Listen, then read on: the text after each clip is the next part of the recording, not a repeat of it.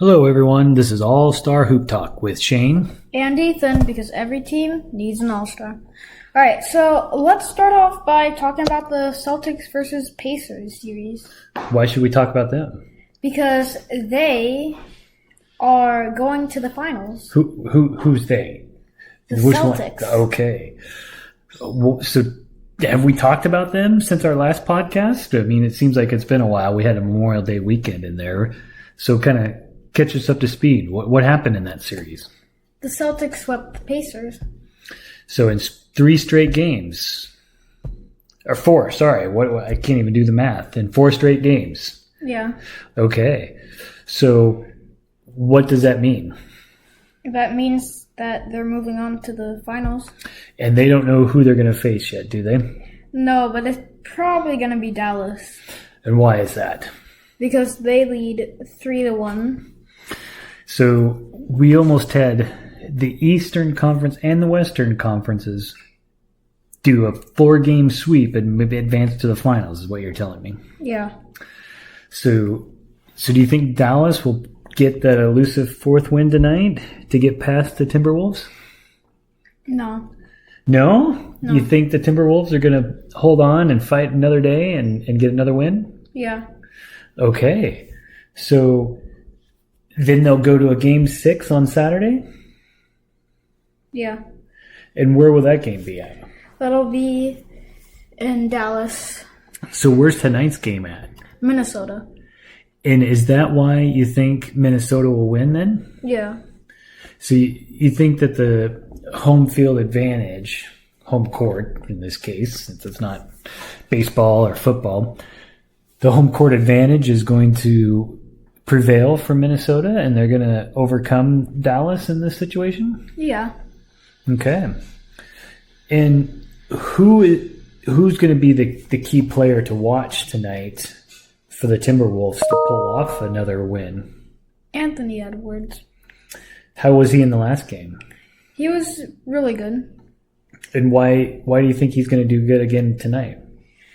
He's a really good player. He can do almost everything, like I've said in previous episodes. Okay. So going back to the Celtics versus Pacers series, we kind of glossed over it because I did my math wrong and said 3 games instead of 4. But what in that series do you think contributed to the Celtics sweeping the Pacers?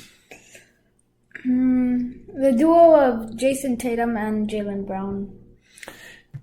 Do you think Tyrese Halliburton getting hurt in the second game and not being available to play in the last 2 had any factor in that?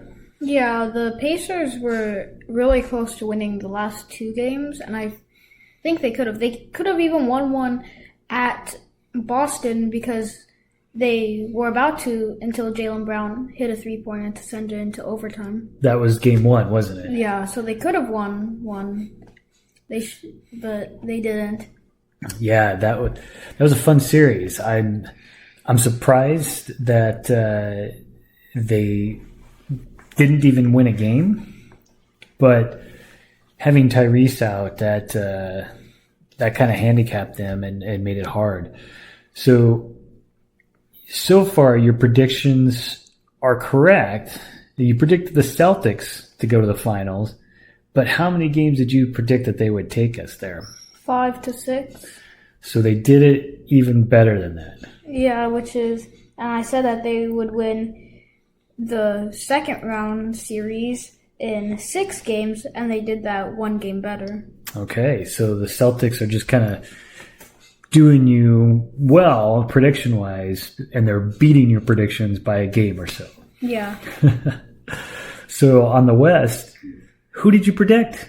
The Timberwolves. And it looks like your prediction's not going to be right there, is it? Yeah, I still have faith in them. You're not backing down, huh? No. I don't know. No team has ever come back from a 3-0 deficit. Do you think they can be that first team ever? Yeah. It's pretty bold. Yeah.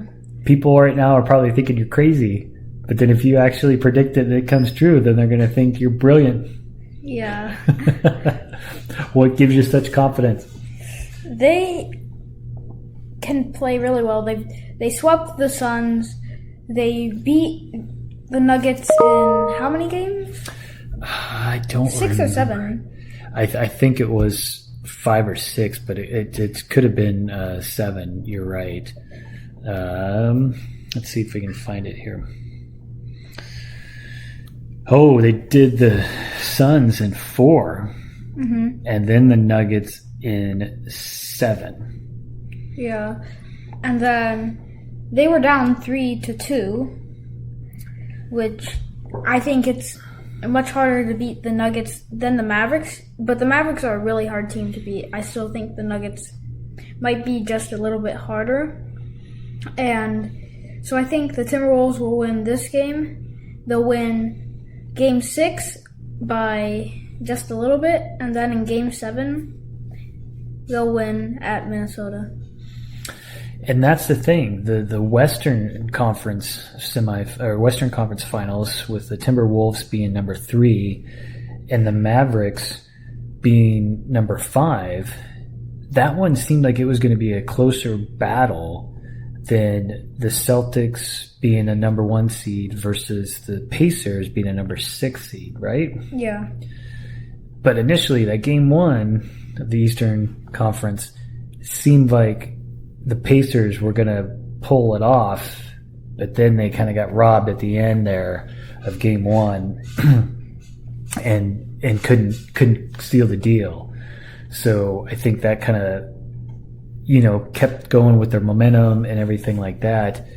And that series seemed to be more of a, number 1 seed whooping up on a number 6 seed and just moving on.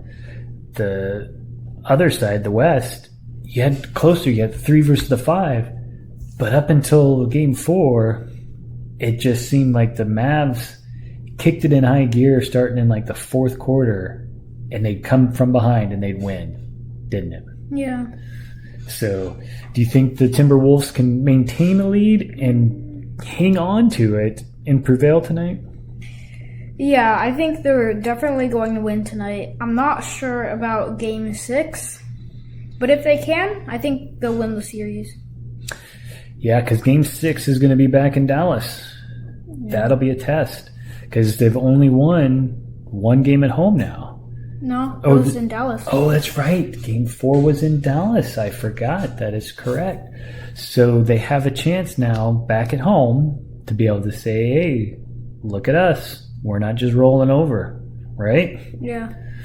Okay, so, and you said Karl Anthony Towns is the one to watch? No. Oh, who did you say? Anthony Edwards. Anthony Edwards. Karl Anthony Towns is good, too. Yeah, I get those two confused sometimes. They're both really good. And what about Rudy Gobert? What do you think? Do you think he's going to contribute and maybe help to shut down Luka? Yeah, I think he'll help a lot. Okay. So it'll get interesting to see. And if they win tonight, the Mavericks, then we will not have any games until the finals start. And I can't remember the schedule for that. When does the finals start? June 6th. June. There you go. So if they win tonight, we'd have like 7 days without basketball. We have to wait that long. So I don't know if we can do that. With the Mavs, they got to pull it off, don't they? Or the Timberwolves. Timberwolves. So, but that is going to be, interesting to see if Mavericks win tonight and we don't have games until June 6th. We're going to have some basketball withdrawal, won't we? Yeah. And the first night of the NBA Finals there on June 6th is also a very significant day. It is the 80th anniversary of the D-Day invasion in Normandy. That's pretty significant. So yeah. And then, kind of switching gears here, let's kind of look at the WNBA and what I think since the last time we talked, Indiana, they got their first win. Yeah. And since then, they lost a couple more. So what do you think about that? I don't think they're going to make it to the playoffs. No, it does not look that way. They're just barely not the worst team in the league.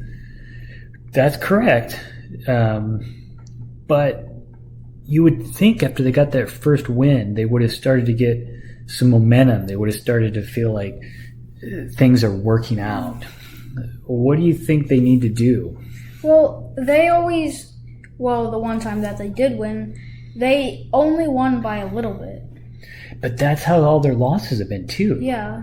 They just need to get over that and find that will to just drive and keep it together, don't you think? Yeah. So it'll be interesting. And currently sitting at the first place is who? Connecticut Sun. And what is their record? 6-0. So they just seem to be the team that is beating up everybody this year. They just go in and they whoop on people. And they've been winning pretty decisively, haven't they? They haven't been just barely winning games. They've been winning pretty good, if I remember correctly. I think so, yeah. So they're pretty dominant. So I think, Connecticut and the Indiana are two teams to kind of watch, and mainly everybody's watching Indiana because of the Caitlin Clark sensation, but don't discount Connecticut. So, and what do you think about the Commissioner's Cup? It's basically just the in-season tournament, and I think that's where the NBA got inspired from. I do not know when it begins, though. Is this their first season for doing the Commissioner's Cup, or have they done it in years past? They've done it in years past. So unlike the NBA, which was new this year, they have done this for a while now, and it looks like they started it in 2021, correct? Yeah. So in the NBA, just kind of going off of what the WNBA did with a kind of in-season tournament, and the WNBA, they call it the Commissioner's Cup, apparently, right? Yeah. So that'll be interesting. And I'm not sure, like you said, when that starts. Maybe we can find it out here real quick. June 1st.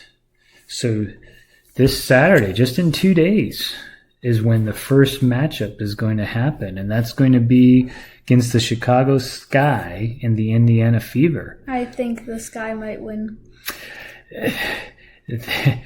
Let's go back to the records here, but I'm pretty sure they've got a lot better record than the Fever. They've only got one more win. Yeah, so, and they've played less games. That's the thing. That is true. But you would have thought that with more games, the Fever would have won more, when in less games, the Sky were able to win more than them. But just one more game. Yeah, but still. That's a one more win more. Yeah. So that'll be interesting. So even if Timberwolves win tonight and they force a game 6, then the game 6 would be on Saturday, which would be the same day as the Commissioner's Cup starts on the WNBA. So you could start at noon watching the Commissioner's Cup, and then later on watch the NBA playoff for the Western Conference. So that would be a good day of basketball, wouldn't it? Yeah. So, well, we've covered a lot of ground today because we have kind of had a lot to talk about since last time because of Memorial Day weekend and everything. After the NBA Finals, kind of tell everybody what we're going to be working on in the off season, so they know that we're still going to be here talking basketball all summer long.